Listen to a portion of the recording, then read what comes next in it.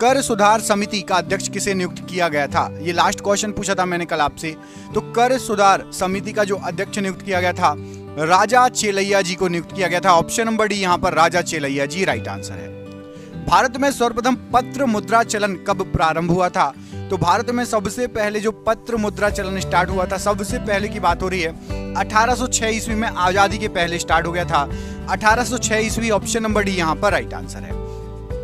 जल के आयतन के आधार पर विश्व की सबसे लंबी नदी कौन सी है? मतलब किस नदी के अंदर ज्यादा जल समाहित है? तो यदि आप आयतन के अनुसार देखेंगे तो सबसे लंबी नदी है अमेजन। नहीं तो यदि आपको नॉर्मल क्वेश्चन आता है कि सबसे लंबी, विश्व की सबसे लंबी नदी कौन सी है, तो नील नदी लगा के आना। ऑप्शन नंबर ए में नील नदी लिखा है, ये विश्व की सबसे लंबी नदी है। लेकिन क्वेश्चन आया कि जल के आयतन के हिसाब से, तो अमेजन लगा के आना। ठीक है, क्लियर है? सबसे लंबी नदी कौन सी है? तो नील नदी है, याद रखना। ठीक है, लेकिन आयतन के अनुसार आपकी अमेजन नदी सबसे लंबी है। निम्न में से कौन सी नदी भूमध्य रेखा को 2 बार काटती है? एक क्वेश्चन आता है कि कर्क रेखा को 2 बार काटती है, और एक आता है भूमध्य रेखा को जो है 2 बार काटती है। तो देखिए इसमें सब जो है अलग अलग है। तो भूमध्य रेखा को जो नदी काटती है वो है आपकी कांगो नदी, ऑप्शन नंबर ए। ये भूमध्य रेखा को 2 बार काटती है, याद रखना। और हमारे देश की माही नदी है, वो कर्क रेखा को 2 बार काटती है। ठीक है, कर्क रेखा को 2 बार काटने वाली नदी कौन सी है? तो माही नदी। और भूमध्य रेखा को 2 बार काटने वाली नदी है कांगो नदी। जोहान्सनबर्ग विख्यात है किसके लिए? तो जोहान्सनबर्ग जो है ये आपका विख्यात है सोने के खदान खनन हेतु, स्वर्ण खनन हेतु। ऑप्शन नंबर ए यहाँ पर राइट आंसर हो जाएगा, स्वर्ण खनन हेतु। विश्व में सबसे पहले नाइट्रेट की प्राप्ति निम्नलिखित में से किस स्थान पर हुई थी? तो विश्व में सबसे पहले नाइट्रेट की जो प्राप्ति हुई थी, ये चिली के पठार से हुई थी। यहाँ ऑप्शन नंबर बी चिली का पठार राइट आंसर है प्रश्न के लिए। निम्नलिखित में से किस क्षेत्र में साल भर वर्षा होती है? पूरे साल वर्षा होती है, तो याद रखिएगा पूरे साल वर्षा होगी आपकी जो भूमध्य सागरीय, भूमध्य रेखीय क्षेत्र है वहां पर। ऑप्शन नंबर यहाँ बड़ी भूमध्य रेखीय, भूमध्य सागरीय देखो ऑप्शन नंबर सी में लिखा, लेकिन भूमध्य सागरीय सही नहीं है। भूमध्य रेखीय क्षेत्र, भूमध्य रेखा जहां जहां से गुजरती है उस एरिया पर साल भर वर्षा होती है। ऑप्शन नंबर डी यहाँ पर राइट आंसर है। निम्नलिखित में से किसे यूरोप का खेल का मैदान कहा जाता है? तो यूरोप का खेल का मैदान कहा जाता है स्विट्जरलैंड को। ऑप्शन नंबर डी स्विट्जरलैंड को यूरोप के खेल का मैदान कहा जाता है। इंपॉर्टेंट क्वेश्चन, स्टार लगा लेना, कई बार एग्जाम में पूछा गया क्वेश्चन है। निम्नलिखित में से कौन सी नदी मकर रेखा को 2 बार काटती है? देखो मैंने आपको बता दिया भूमध्य रेखा, कर्क रेखा, अब आ गई मकर रेखा। तो मकर रेखा को काटती है 2 बार लिम्पोपो नदी। ऑप्शन नंबर ए लिम्पोपो नदी ये मकर रेखा को 2 बार काटती है, याद रखिएगा। लाल नदी किस देश में बहती है? Red river. तो लाल नदी या रेड रिवर ये बहती है आपकी वियतनाम में। ऑप्शन नंबर डी वियतनाम में आपकी जो है लाल नदी बहती है, याद रखना। ये क्वेश्चन भी एग्जाम में कई बार रिपीट हुआ है। अगला क्वेश्चन देखिए, अगला क्वेश्चन है आपका कि क्षोभ मंडल की धरातल से अधिकतम ऊंचाई, सबसे ज्यादा ऊंचाई बताइए। तो याद रखना क्षोभ मंडल सबसे ज्यादा ऊंचाई है 18 किलोमीटर तक आपको क्षोभ मंडल मिलेगा। आप धरती से ऊपर की तरफ जब जाओगे तो 18 किलोमीटर तक जो एरिया रहेगा वो आपका क्षोभ मंडल कहलाएगा। ऑप्शन नंबर डी अधिकतम 18 किलोमीटर राइट आंसर है। किस देश को, अच्छा कहीं कहीं 16 भी आता है, लेकिन देखो ऑप्शन में आपको 16 नहीं है तो आपका 18 सही होगा, याद रखना। ये चीजें ट्रिक हैं। कोई एग्जाम यदि 16 देता है तो 16 लगा देना, यदि 16 18 देता है तो 18 लगाना है, ठीक है। और 18 अकेले मिले तो 18 लगा ही देना। अगला क्वेश्चन है, किस देश को दक्षिण अमेरिका महाद्वीप का प्रवेश द्वार कहा जाता है? प्रवेश द्वार, तो याद रखिएगा दक्षिण अमेरिका महाद्वीप का प्रवेश द्वार कहा जाता है वेनेजुएला को। ऑप्शन नंबर बी वेनेजुएला को दक्षिण अमेरिका महाद्वीप का प्रवेश द्वार कहा जाता है। प्रतिवर्ती क्रियाओं का नियंत्रण केंद्र कहां पर है? तो प्रतिवर्ती क्रियाओं का जो नियंत्रण केंद्र है ये आपका केशिरुक रज्जु है। ऑप्शन नंबर सी केशिरुक रज्जु में है प्रतिवर्ती क्रियाओं का नियंत्रण केंद्र। निम्नलिखित में से किस राज्य में राष्ट्रीय राजमार्गों का सबसे बड़ा जाल विद्यमान है या तंत्र विद्यमान है? तो राष्ट्रीय राजमार्गों का सबसे बड़ा जाल या सबसे बड़ा तंत्र उत्तर प्रदेश में विद्यमान है। Option number D Uttar Pradesh right answer हो जाएगा। निम्नलिखित में से किस राज्य के शुद्ध बोए गए क्षेत्र का सर्वाधिक भाग सिंचित है? तो सबसे ज्यादा सिंचित भाग जो है किस राज्य के पास है? तो बोए गए क्षेत्र में सबसे ज्यादा सिंचित भाग है पंजाब के पास। ऑप्शन नंबर ए पंजाब प्रश्न के लिए राइट आंसर हो जाएगा। महात्मा गांधी जल विद्युत उत्पादक प्लांट कहां स्थित है? तो महात्मा गांधी जल विद्युत उत्पादक जो प्लांट है ये आपका जोग गरसोप्पा, ऑप्शन नंबर ए जोग प्रपात प्रश्न के लिए राइट आंसर हो जाएगा। मन्नार की खाड़ी किसके तट के साथ अवस्थित है? जो मन्नार की खाड़ी आपकी ये तमिलनाडु के तट के साथ अवस्थित है। ऑप्शन नंबर ए तमिलनाडु के तट के साथ राइट आंसर है। भारत के किस उद्योग में सर्वाधिक संख्या में महिलाएं कार्यरत हैं? तो याद रखना महिलाएं जो कार्यरत हैं सर्वाधिक संख्या में वो चाय उद्योग में कार्यरत हैं। ऑप्शन नंबर ए चाय उद्योग में महिलाएं सबसे ज्यादा कार्यरत हैं। अगला क्वेश्चन देखिए, बुद्ध ने सर्वाधिक उपदेश इनमें से कहां पर दिए थे? बुद्ध ने सर्वाधिक उपदेश यहां पर आपको जो ऑप्शन दिए गए हैं उसमें से कहां दिए थे? तो यहां पर जो आपको ऑप्शन दिए गए हैं उसमें से राइट आंसर हो जाएगा आपका श्रावस्ती। ऑप्शन नंबर यहां पर श्रावस्ती प्रश्न के लिए बिल्कुल सही आंसर हो जाएगा ऑप्शन नंबर।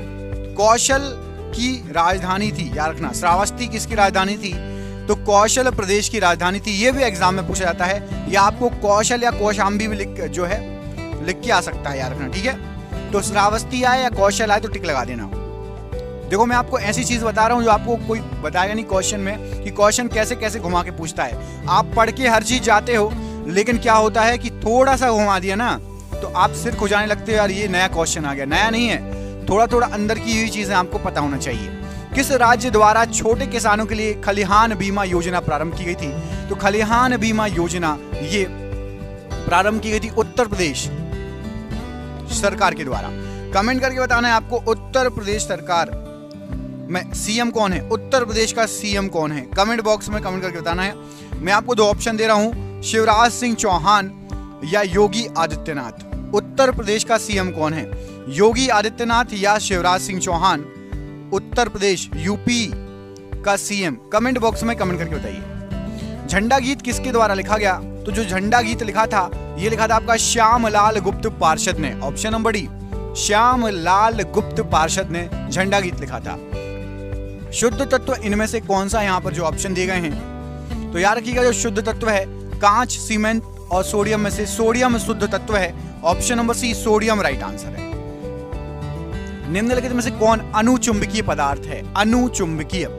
तो याद रखना यहाँ पर आपको जो ऑप्शन दिए गए हैं हाइड्रोजन, नाइट्रोजन, ऑक्सीजन और लोहा में से ऑक्सीजन एक अनुचुंबकीय पदार्थ है। ऑप्शन नंबर सी यहाँ पर राइट आंसर। सूर्य में इनमें से क्या क्या होता है? नाइट्रोजन, ऑक्सीजन, फास्फोरस या फिर हाइड्रोजन और हीलियम? तो सूर्य के अंदर होता है हाइड्रोजन तथा हीलियम। यहाँ पर आपका ऑप्शन नंबर डी हाइड्रोजन तथा हीलियम राइट आंसर है। सबसे पहला नाभिकीय रिएक्टर बनाया गया था किसके द्वारा? तो सबसे पहला नाभिकीय रिएक्टर फर्मी के द्वारा बनाया गया था। ऑप्शन नंबर डी फर्मी के द्वारा सबसे पहला नाभिकीय रिएक्टर बनाया गया था। किस अभिलेख से यह साबित होता है कि चंद्रगुप्त का प्रभाव पश्चिम भारत तक फैला हुआ था? तो याद रखना चंद्रगुप्त का प्रभाव पश्चिम भारत तक फैला हुआ था। यह रुद्रदामन का जूनागढ़ अभिलेख जो है इससे साबित होता है। ऑप्शन नंबर सी रुद्रदामन का जूनागढ़ अभिलेख राइट आंसर हो जाएगा। भारत में किस प्रकार की शासन व्यवस्था अपनाई गई है? तो भारत के अंदर आपकी ब्रिटिश संसदात्मक प्रणाली को अपनाया गया है। ब्रिटिश संसदात्मक प्रणाली प्रश्न के लिए राइट आंसर है। किसने मान्यखेत या मालखेद को राष्ट्रकूट राज्य की राजधानी बनाया था? तो याद रखना मालखेद या मान्यखेत को अमोघ वर्ष ने राष्ट्रकूट वंश की राजधानी बनाया था। अमोघ वर्ष ऑप्शन नंबर बी यहाँ पर राइट आंसर है।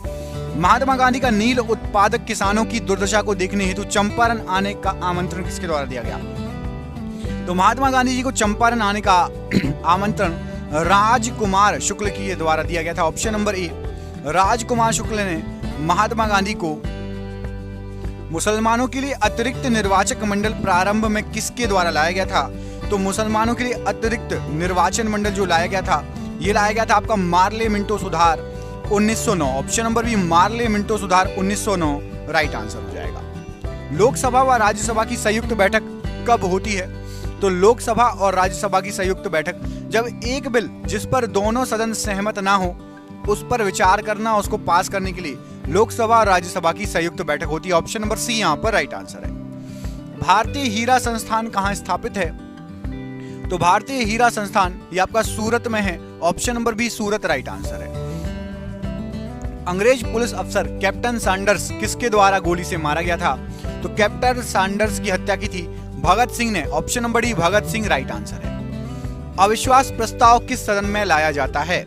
तो जो अविश्वास प्रस्ताव है ये आपका लोकसभा में लाया जाता है। ऑप्शन नंबर ए लोकसभा में अविश्वास प्रस्ताव लाया जाता है। ऑप्शन नंबर ए यहाँ पर राइट आंसर है। निम्नलिखित में से किस कार्ड से बैंक को उच्च ऋण जोखिम होता है? तो बैंक को उच्च ऋण जोखिम जो होता है क्रेडिट कार्ड पर हो सकता है। Option number B credit card right answer है। वैश्वीकरण का अर्थ इनमें से क्या है? तो वैश्वीकरण का अर्थ यहाँ पर आपको जो ऑप्शन दिए गए हैं, घरेलू अर्थव्यवस्था का वैश्विक अर्थव्यवस्था के साथ एकीकरण। ऑप्शन नंबर सी घरेलू अर्थव्यवस्था का वैश्विक अर्थव्यवस्था के साथ एकीकरण। ऑप्शन नंबर सी यहाँ पर राइट आंसर है। संविधान के किस अनुच्छेद द्वारा संघ और राज्यों के लिए लोक सेवा आयोग का प्रावधान किया गया है? तो लोक सेवा आयोग का जो प्रावधान किया गया है अनुच्छेद 315। ऑप्शन नंबर डी अनुच्छेद 315 राइट आंसर है। जहांगीर ने किस चित्रकार को फारस के शाह एवं उसके अमीरों का छवि चित्र बनाने के लिए ईरान भेजा था? तो यहाँ पर राइट आंसर हो जाएगा बिशन दास को जहांगीर ने कहाँ भेजा था? फारस मतलब ईरान भेजा था। वहां के जो राजा थे और वहां के जो अमीर हैं उनके चित्र बनाने के लिए भेजा गया था। अगला क्वेश्चन देखिए, महात्मा गांधी जी को सर्वप्रथम राष्ट्रपिता किसने कहा था? सबसे पहले किसने कहा था महात्मा गांधी जी को राष्ट्रपिता? तो यहाँ पर आपको जो ऑप्शन दिए गए हैं, सबसे पहले महात्मा गांधी जी को राष्ट्रपिता कहा गया था सुभाष चंद्र बोस जी के द्वारा। ऑप्शन नंबर सी सुभाष चंद्र बोस ने सबसे पहले महात्मा गांधी जी को राष्ट्रपिता कहा था। सम्राट हर्षवर्धन ने 2 महान धार्मिक सम्मेलनों का आयोजन किया था। कहां पर? तो सम्राट हर्षवर्धन ने धार्मिक सम्मेलनों का आयोजन किया था। ये किया था प्रयाग व थानेश्वर में। ऑप्शन नंबर बी प्रयाग व थानेश्वर राइट आंसर है। भारत एक गणतंत्र है, इसका अर्थ क्या है? तो भारत एक गणतंत्र है, इसका अर्थ होता है कि भारत में वंशानुगत शासन नहीं है। जनता जिसको चुनेगी वो बनेगा शासक, वो बनेगा पीएम, वो बनेगा सीएम। ऐसा नहीं किसी के पापा जो है पीएम है और अगली बार वही पीएम बन जाए। जनता ये चुनेगी तो बन भी सकता है, लेकिन जनता के द्वारा चुना जाएगा, वंशानुगत नहीं है। यहाँ पर याद रखिएगा। राजेंद्र चोल द्वारा किए गए बंगाल अभियान के समय बंगाल का शासक कौन था?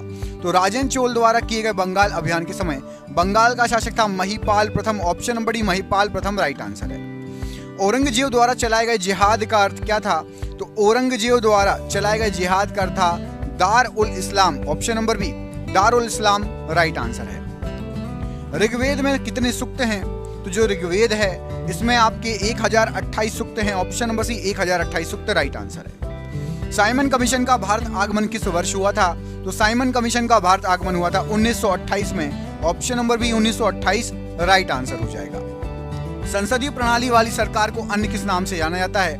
तो संसदीय प्रणाली वाली सरकार को संघीय सरकार भी कहा जाता है। ऑप्शन नंबर सी संघीय सरकार राइट आंसर है। 1857 के विद्रोह का तात्कालिक कारण क्या था? तो 1857 का जो विद्रोह हुआ था, चर्बी वाले कारतूसों का प्रयोग आरंभ करना यह माना जाता है 1857 के तात्कालिक कारण, विद्रोह का तात्कालिक कारण। जातक किसका ग्रंथ है? तो जो जातक है यहाँ पर राइट आंसर हो जाएगा, ये आपका बौद्ध का ग्रंथ है। ऑप्शन नंबर सी बौद्धों का ग्रंथ है आपका जातक। ऑप्शन नंबर सी यहाँ पर राइट आंसर है। भारतीय संविधान के किस अनुच्छेद के अंतर्गत वित्त आयोग का गठन का प्रावधान है? तो वित्त आयोग के गठन का प्रावधान है अनुच्छेद 280 के तहत। Option number B 280 right answer है। संविधान का कौन सा अंश भारत के नागरिकों को आर्थिक न्याय प्रदान करने का संकेत देता है? तो भारत के लोगों को आर्थिक न्याय राज्य के नीति निषेक तत्व देते हैं। ऑप्शन नंबर ए राज्य के नीति निषेक तत्व राइट आंसर है। मैंने अपना राज्य अपनी प्यारी बेगम के हाथों में 1 प्याला शराब और 1 प्याला शोरबे के लिए बेच दिया, किसकी युक्ति है? तो 1 प्याला शराब और 1 प्याला शोरबे के लिए राज्य बेच दिया, जहांगीर ने कहा। ऑप्शन नंबर ए जहांगीर। ऑप्शन नंबर ए यहाँ पर राइट आंसर है। आर.एन. मल्होत्रा समिति ने किस क्षेत्र से संबंधित सुधारों के लिए रिपोर्ट प्रस्तुत की? तो आर.एन. मल्होत्रा समिति ये बीमा क्षेत्र से संबंधित है। ऑप्शन नंबर सी बीमा क्षेत्र राइट आंसर है। महापुरुषीय धर्म एक शरण संप्रदाय के संस्थापक कौन थे? तो तो महापुरुषी धर्म एक शरण संप्रदाय के संस्थापक शंकर देव जी थे। Option number D Shankar Dev ji right answer है। उद्योगों के विकास तथा औद्योगिकरण की राजनीति किस योजना का अंग थी? तो उद्योगों का विकास और औद्योगिकीकरण की राजनीति ये आपकी द्वितीय योजना का अंग थी। ऑप्शन नंबर ए दूसरी पंचवर्षीय योजना का अंग थी। भारत के रेल मंत्रालय की बुलेट ट्रेन चलाने की योजना कहां से कहां तक की है, जिस पर काम चल रहा है? तो जो बुलेट ट्रेन चलाने की आपकी योजना है, यहाँ पर आपको जो ऑप्शन दिए गए हैं राइट आंसर हो जाएगा ये मुंबई से अहमदाबाद के बीच। ऑप्शन नंबर ए मुंबई से अहमदाबाद के बीच राइट आंसर है। वैदिक नदी कुंभा या काबुल का स्थान कहाँ निर्धारित होना चाहिए? तो काबुल या कुंभा नदी जो है ये अफगानिस्तान में है। ऑप्शन नंबर ए अफगानिस्तान में, और इसका जिक्र है वेदों के बारे में। कुंभा नदी वेदों में कुंभा नदी के बारे में जिक्र किया गया है। इसको काबुल भी कहा जाता है, इस नदी को काबुल नदी या कुंभा नदी। सिंधु घाटी की सभ्यता में घोड़े के अवशेष कहाँ से मिले हैं? तो सिंधु घाटी की सभ्यता में घोड़े के अवशेष मिले आपके सुरकुटरा से। ऑप्शन नंबर ए सुरकुटरा प्रश्न के लिए राइट आंसर हो जाएगा। अगला क्वेश्चन देखिए, भारत के संविधान के अंतर्गत किस आयु के बालक को किसी खान अथवा अन्य संकट में सेवा में लगाए जाने का प्रतिषेध किया गया है? तो किसी भी बच्चे को जो कि 14 साल से कम उम्र का बच्चा हो, उसको आप किसी भी खान में या किसी भी संकट में सेवा के लिए नहीं लगा सकते। ऑप्शन नंबर ए यहाँ पर राइट आंसर है। अच्छा, किस अनुच्छेद में दिया गया है कमेंट करके बता सकते हो क्या? मैं आपको ऑप्शन दे देता हूं, अनुच्छेद 17 या अनुच्छेद 24। अनुच्छेद 17 या अनुच्छेद 24 किस में ये दिया गया है? कमेंट बॉक्स में कमेंट करके बताना है, ठीक है। अगला क्वेश्चन, भारतीय गणतंत्र का वह कौन सा राष्ट्रपति था जो सदा भारतीय धर्मनिरपेक्षता को सर्वधर्म समभाव कहता था? सर्वधर्म समभाव ये कहा गया किसके द्वारा? डॉक्टर एस राधाकृष्णन जी ने ये कहा है कि सर्वधर्म समभाव भारतीय धर्मनिरपेक्षता को। सिखों के अंतिम गुरु कौन थे? तो सिखों के अंतिम आखिरी गुरु थे गुरु Govind Singh ji. Option number B गुरु गोविंद सिंह जी राइट आंसर है। निम्नलिखित में से कौन केंद्र शासित प्रदेश नहीं है?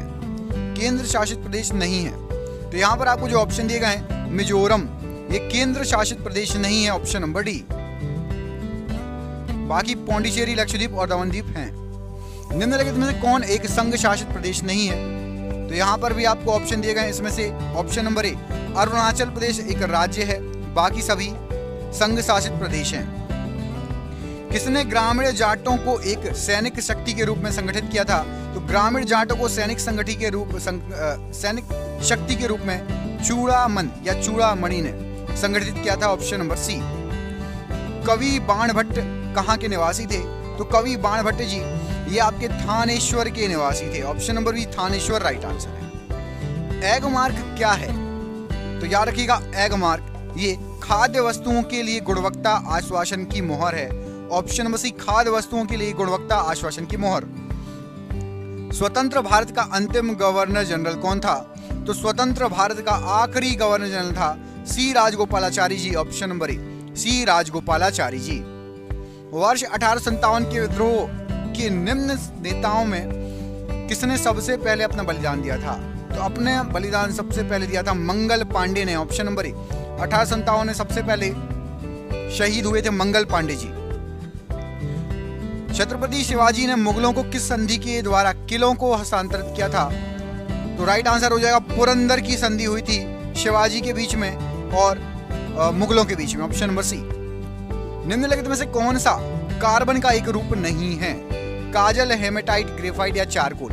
तो याद रखना हेमाटाइट ये कार्बन का नहीं है। काजल भी कार्बन है, ग्रेफाइट भी कार्बन है और चारकोल भी कार्बन है। वायु की सापेक्ष आर्द्रता का मापन एवं रिकॉर्ड करने वाला उपकरण बताइए। तो वायु की सापेक्ष आर्द्रता का मापन और रिकॉर्ड करता है hygrometer. Option number B hygrometer right answer है। ऑर्निथोलॉजी में किसका अध्ययन किया जाता है? तो जो ऑर्निथोलॉजी है इसमें पक्षियों का अध्ययन किया जाता है। ऑप्शन नंबर ए पक्षी का अध्ययन किया जाता है ऑर्निथोलॉजी में। निम्न में से कौन सा जैव निम्नीकरणीय है? तो यहां पर आपको जो ऑप्शन दिया गया उसमें से कागज एक जैव निम्नीकरणीय है। ऑप्शन नंबर ए। कोशिका में प्रोटीन संश्लेषण कहां होता है? तो कोशिका के अंदर प्रोटीन संश्लेषण कोशिका भित्ति में होता है। ऑप्शन नंबर बी कोशिका भित्ति यहां पर प्रश्न के लिए बिल्कुल राइट आंसर हो जाएगा। अगला क्वेश्चन देखिए,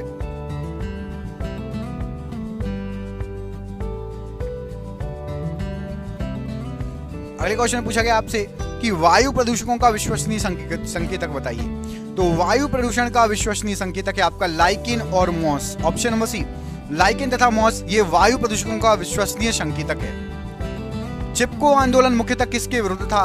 तो चिपको आंदोलन वन की कटाई के विरुद्ध था मुख्यतः। ऑप्शन नंबर बी, वनों की कटाई के विरुद्ध मुख्यतः चिपको आंदोलन किया गया था। ऑप्शन नंबर बी यहाँ पर राइट आंसर है। अगले प्रश्न में पूछा गया कि निम्नलिखित में से किस कोशिका अंगक से लाइसोसोम बनता है? तो लाइसोसोम बनता है आपका गोल्जी काय से।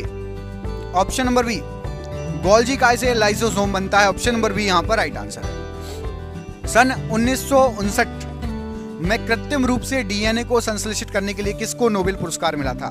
तो कृत्रिम रूप से डीएनए को संश्लेषित करने के लिए नोबेल पुरस्कार मिला था कॉर्नबर्ग को। Option number A, Arthur Kornberg right answer. Option number B.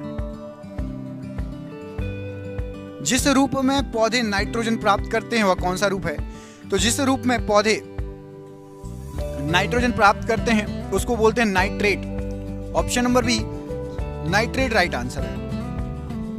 हल्दी चूर्ण पौधे के किस भाग से प्राप्त होता है? तो हल्दी है शुष्क प्रकंद। ऑप्शन नंबर बी, शुष्क प्रकंद हल्दी कहलाती है, राइट आंसर हो जाएगा। प्याज में खाद्य भाग कौन सा है? तो प्याज में खाने योग्य जो भाग है वो है आपका तना। ऑप्शन नंबर सी, तना राइट आंसर है। दही जमाने में निम्नलिखित में से किस सूक्ष्म जीव का प्रयोग किया जाता है?